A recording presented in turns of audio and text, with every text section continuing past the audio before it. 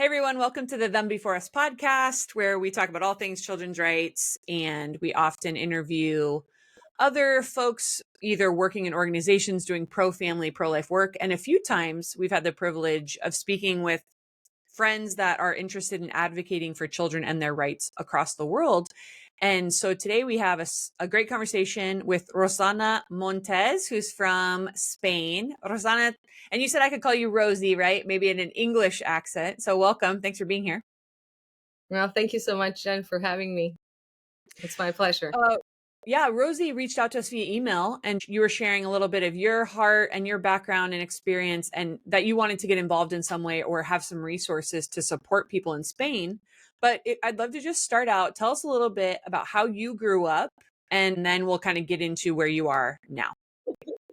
Thank you so much, Jen.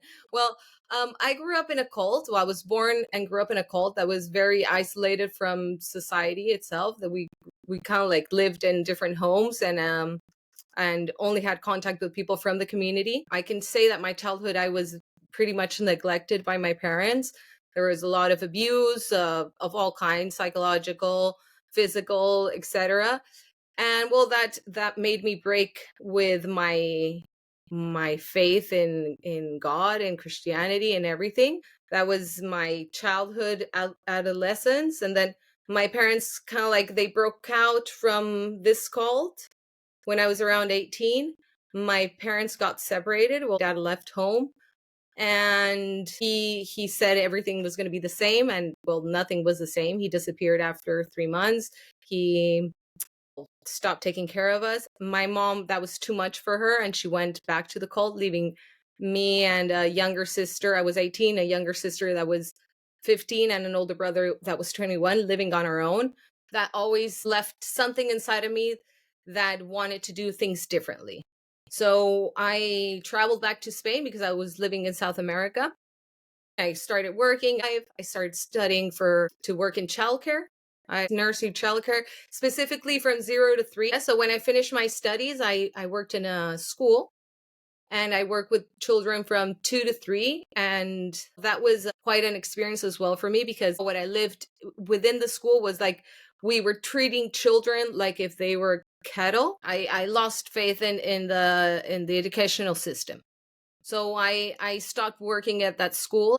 I lost faith in the profession that I wanted to dedicate myself to.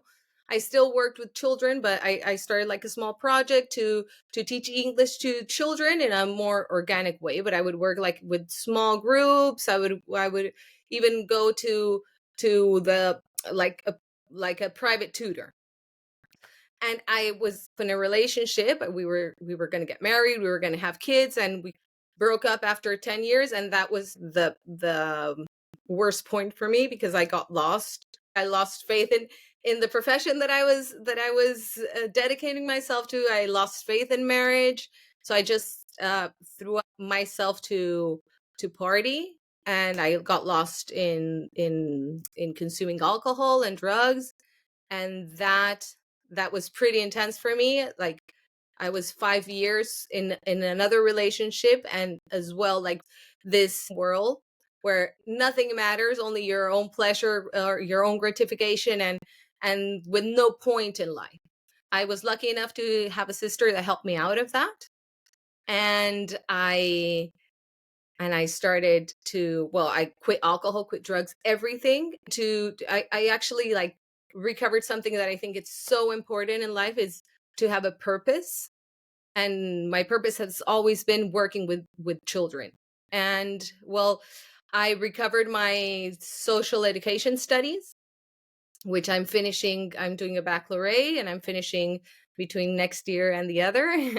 And well, everything has started like to flourish in me. So I'm working on 2 different projects. One to work emotional intelligence with children and teenagers, through art, through theater, through dance, through different workshops. And the other project I'm developing is it's like a round table with parents, with mothers and fathers, to talk about the challenges that they see in our society, that youth usually like teenagers or young people are going to have to face. And that's how I bumped into Them Before Us as well, because I was putting my interest in regaining the core values of our Western societies. And the core value is family. There's a lot of things that are breaking it apart. And going back to university, I also see it in the speech that teachers have to the students that will be working with children and teenagers, is not giving the important place that family has in society, trying to break it apart. And well, that has propelled me to actually start this project with the parents, to say, hey, this is happening in education, this is happening in our schools, this is happening in our universities. So that's where I am right now. It's so fascinating to me that you experienced sort of these really significant institutions breaking down from being a child, right? So you talked about you're in some sort of religious cult that is using Christianity, but it's not Christianity kind of thing. And you're saying that within that cult, it seems like, was there maybe poly relationship or just all adults, like the kids belong to all of us kind of mentality? A little bit, yes. The children were viewed like that. All adults had right over all the children, but putting their wishes first. They weren't really thinking about what children needed. It was what they had to teach, what we had to think was very strict on us. What we had to think, what we had to say, how we had to act. So there was a lot of their ideas being indoctrinated into children, and children are very susceptible to anything that an adult will tell them. Right. Well, and if you're stripped away from sort of the connection to your biological parents, and all these adults get to tell you what to do, and they're, very strict, and we just talk a lot about adults that are not biologically related to children are more dangerous to children, whether that's physical abuse, sexual abuse, neglect, all these different things. So the cult All strips those. that away. And then you said, even when your parents left the cult, then you get stripped of that next level, which is then your parents separate. So remind us again, how old were you when they separated? I was 18. I was like, I was in an age that, I should be an adult. But all the 18 years old that I know, they're still children, and they're going to adulthood, but it's still intense to not have parents to guide you all the way and to Right. support you. Right. Well, and we talk about a phenomenon we've written at Them Before Us called gray divorce, like the color gray. And that's when adults divorce much later in life. And the ramifications for their children, even if they're adults, we have people who've been in their 40s who say when their parents got divorced in their 60s, how difficult it is for the child. Well, now I can't go to one home and see my mom and dad anymore. Now my mom and dad are pitting us against each other. Now our finances are all broken apart, and now we had the family home that was going to stay in the family beach house, and we were building wealth. Now it all gets shredded apart because mom and dad, want to be broken up. So that still impacts even much older adults. But like you said, an 18-year-old is still trying to figure out their way in the world. And you said you had a much younger sibling and maybe an older sibling, or you had like 21, 18, anyway, the ages, but it impacts all ages differently, even though you're not a small child. Yes, of course. And well, I have more siblings. We're 7 in total. So Oh, wow.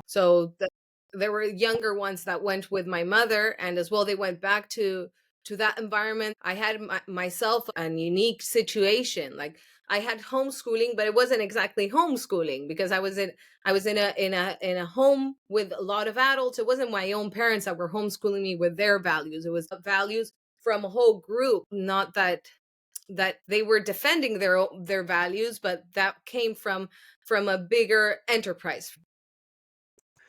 Well, and so now you didn't have the safety of the institution of your biological family. You didn't have the safety of the institution of a genuine faith.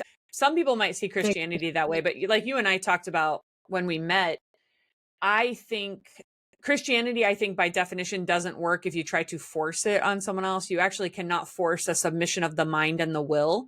And some other religious perspectives sort of think you can do that. I think the Christian perspective is sort of, you actually can't do anything about it in your will and your mind. It's only that God does something about it.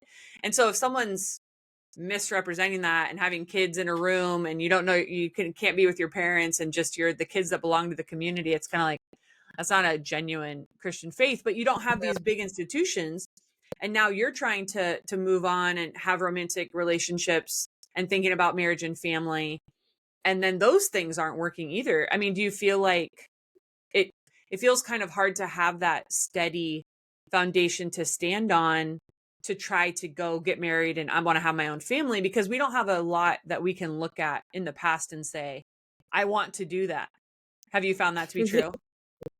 Yeah, of course. I found myself in that long relationship that I had. It was like trying to build something that I had no idea what it was. I had an ideal in my mind, but I truly didn't know what a family was, and the importance of the values that a family can perpetuate. I didn't have the core values of a family, and I was dreaming of having a family, but I didn't really understand what a family was until I looked deep into my values and reviewed myself. The fact of the importance of marriage, or even the importance of relationships. I feel like wow, in when I was in the 90s, it was already getting lost. What a father and it's his attribute, his manly attributes can give to a home, and what a mother can give to a home.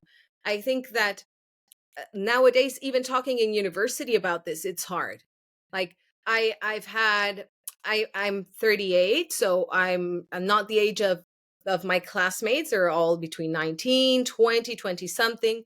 And well, talking about Judeo-Christian values, nowadays they want to demonize everything that comes from our past.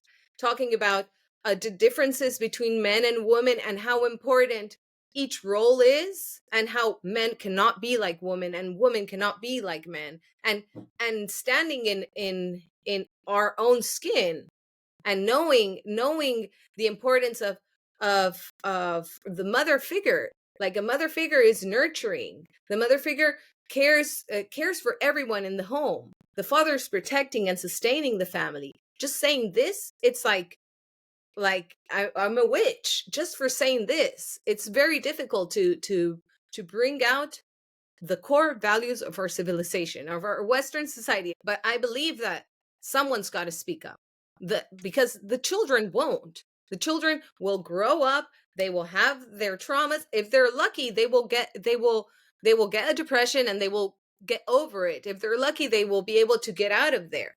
So I feel that we have to give the importance to the family, and to the children that grow in the family. We have to protect them, and see that their raising is the best that we can give them, and give them the best of our values as well. When are we putting our children into school?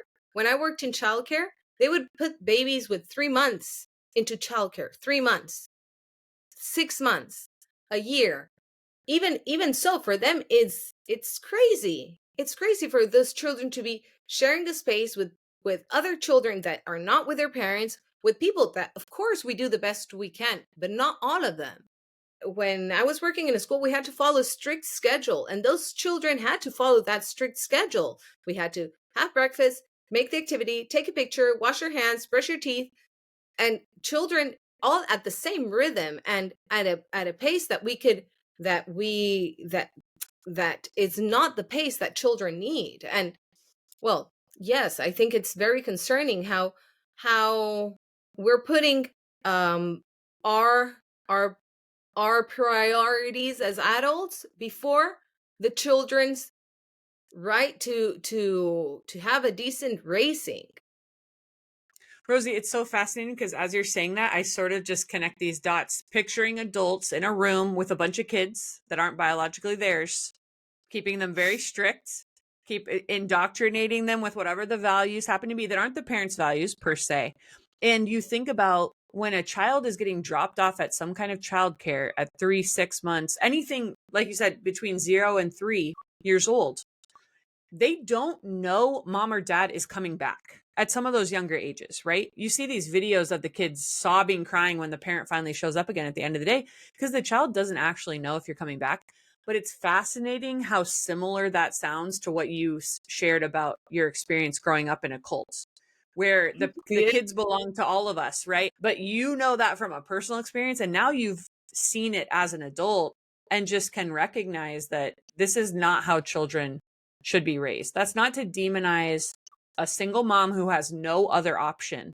But there's a lot of people who have two incomes and mom and dad just don't want to sacrifice, go down to one car, or they don't want to put one of those vacations off, or for mom to work less hours so she can be home with the kids because she's like, hey, I worked my way up to a career. And we see that children are paying that price. I wanted to ask you too, you just can Yeah, of course. see that the breakdown of those institutions that you should be able to trust probably kind of led to you thinking, what is the point of all of this? Why should I live maybe this like very straight and narrow life when I could just, hey, have a good time, live and then die?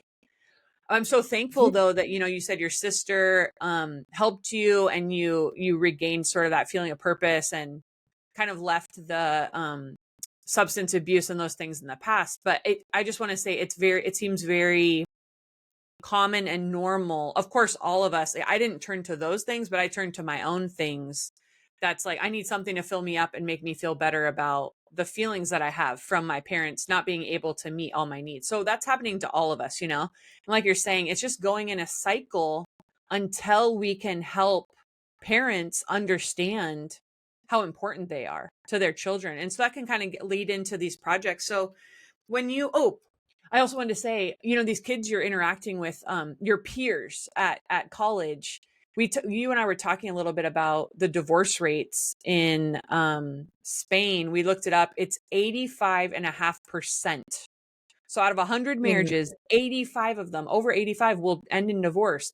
So when you talk to kids in college, hey, the best thing is marriage between a man and a woman. Think about how few kids know what that means. And of course, they're like, I'm not anti-gay, I'm for whatever, but they don't have that stability of experiencing mom and dad together. So why would they think that matters in a society, you know? Exactly. I believe that as even taking my own experience, I didn't have that role. Like I would look at marriage and I had my ideal, but I had nothing to follow. And I believe these children have or my peers in college, they've grown up to see no purpose to marriage. And everywhere they're telling them, it's because it's not only the example they see from their parents, everywhere they're telling them that free love is the thing now. And a woman can act like a man. That I don't know why a man would act in that way. Like any, just look for your own pleasure, look for your own career, your own. And marriage is not important. But then we have a drop in marriages, like since 2003. In 20 years it's dropped like 100,000 in marriages, and divorces have increased Right. from 2003 to now, well, to 2023. That's the statistics that I searched for.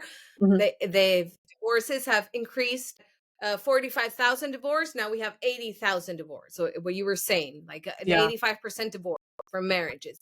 And I Right. believe that it's very difficult, not only for the example, what I was saying, that they see from their parents, but as well, marriages everywhere, every institution, in at least in education, is telling you, hey, it's not important. It's not important. Anyone can be a family. You choose your family. And I believe that the only thing that does is uh, separate separate separate man and woman, separate family, make the individual every time more lonely, more individual, and more easy to control.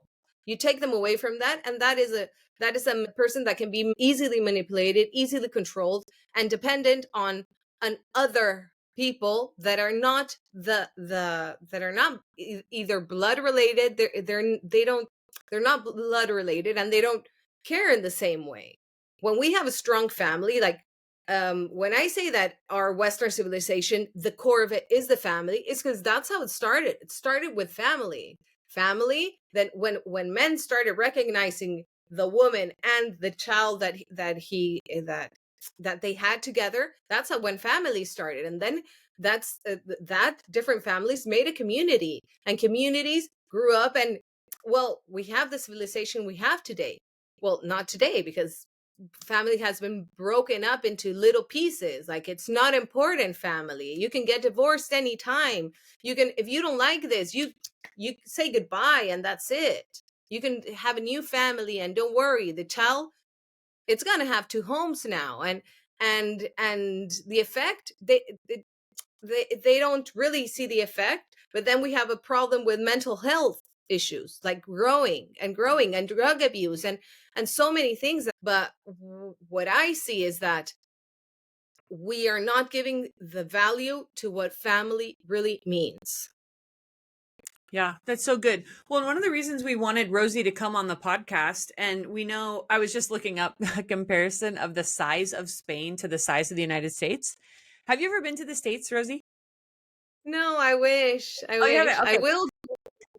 Yeah, you got to come. Okay, you'll come to the Seattle area. You'll come hang out with Katie and I. But the size of Spain, we have a state called Texas. Spain is about the same size or smaller than Texas, which is one of our biggest Wow, states. And I do uh that.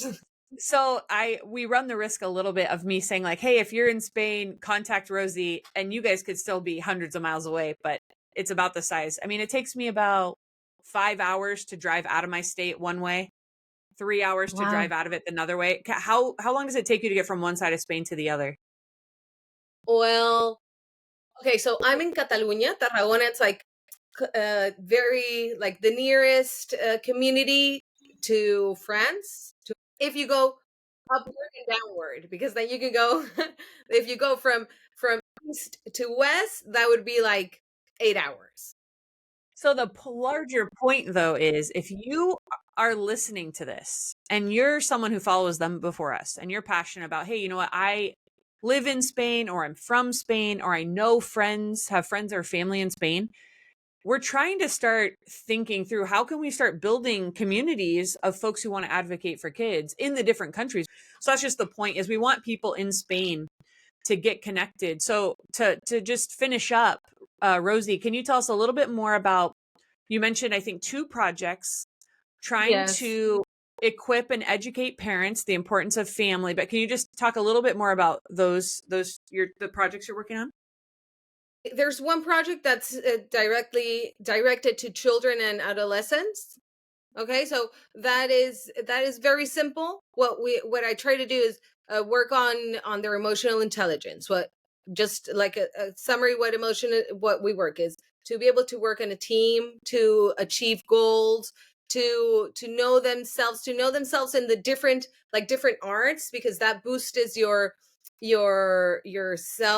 sense of identity. What I like is, like, okay, so you're good at arts, you're good at this, or you've tried, that you've got different abilities, so you won't try to fill with things from outside, because you will be full with what you have inside. And then I have like another developing project, which is very small now. It's like a small seed, but with the intention to grow as big as possible. And this one is like the latest, the newest one for me, and it came a little bit because of my entrance into university, and seeing that it's so necessary that we start talking about the issues that no one wants to talk about, where the core problem is, because everybody wants to be tolerant with everything, and we have to see and say out loud, this is not okay. This is not okay. It's not okay for you to teach our children this in school. It's not okay for you to put young people against each other. They're teaching our children to get against each other, women and men against, instead of putting us together and showing us our strengths and our differences as something good. They're using it to separate us. So we have to start seeing what is around us and take responsibility and say, okay, now we can't go on this way. We have to see what's the problems that we have, and we have to take action, not wait for our politics to solve it. It's time that we as adults to take responsibility. That's so well said. Well, Rosie, it's too bad you're not passionate about it at all. I'm just kidding. Yeah, I can feel your passion, and that's the people who get the things done, right? They believe something's broken here and I'm going to help fix it. And that is so amazing. So thanks so much for your time. Hey, if you're listening and you want to get in touch with Rosie, email us at thembeforeus.com and we'll get people connected to you if they have any Spain connections. And I'm sure we'll be staying in touch and hearing more from you in the future. Thanks so much for joining us. Well, thank you, Jen. You've been so kind, and I love how you put together the dots. It's amazing. You do a great job. Thank you so much.